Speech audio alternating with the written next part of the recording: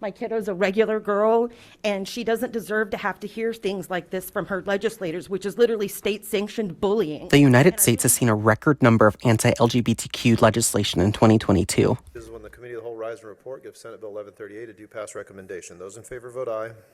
Those opposed vote no. Ayes have it, so ordered. Advocacy groups have noted the tidal wave of restrictions have accompanied the rise in anti-gay and anti-trans rhetoric.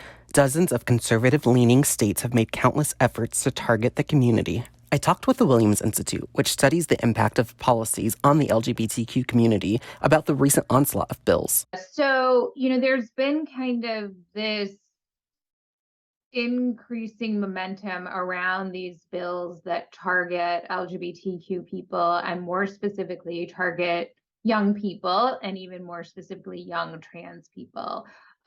So we've seen this growing over the last few years, but I believe that this year holds the record for the highest number of anti-LGBTQ bills and anti-trans youth bills introduced in state legislatures across the country ever. There were several hundred of these bills introduced this year across the country. Kind of a range of different bills, but just to focus on a few that have kind of gotten the most traction over the last few years, I would say are bills that restrict access to gender affirming care for youth, or similarly restrict Medicaid coverage for gender affirming care, which would reach more broadly to adults as well. And then there's another bucket around youth athletics. In signing these bills, Governor Ducey officially declares Arizona to be a state that discriminates, and every single Arizonan is much less well off for it. What's gotten a lot of attention this year is the Don't Say Gay bills, particularly Florida's legislation.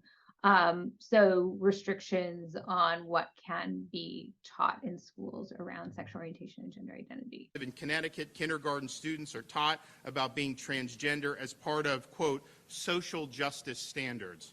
In Denver, kindergartners were subject to, quote, gender sensitivity. In order to get a better understanding of the community impact, I reached out to local LGBT groups like Equality Arizona. The way that bill worked was to effectively just ban all gender affirming care for anyone under the age of 18. And so that would include things as simple as gender affirming therapy. And not even just puberty blockers or hormones or surgery, but literally any kind of affirming care. Trans children and their families testified in front of lawmakers, trying to underscore how devastating the bill would be if passed. In a few years, puberty blockers and hormones may be considered, and that is absolutely something that needs to be considered with her doctor and us as her family. That is our right. Our right is to protect her as a child and let her live the best life that she can be. My job as her mom is to ensure that she gets the freedom to be who she is.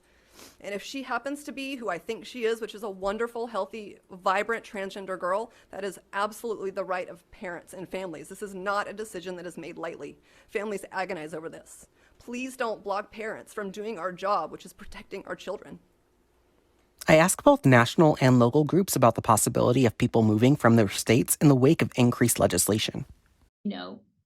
Insofar as we kind of accept that this is going to happen to some degree, that some people are going to leave, I think we don't want to lose sight of the fact that a lot of people can't leave and what are the impacts on them. I have had conversations with people who have said,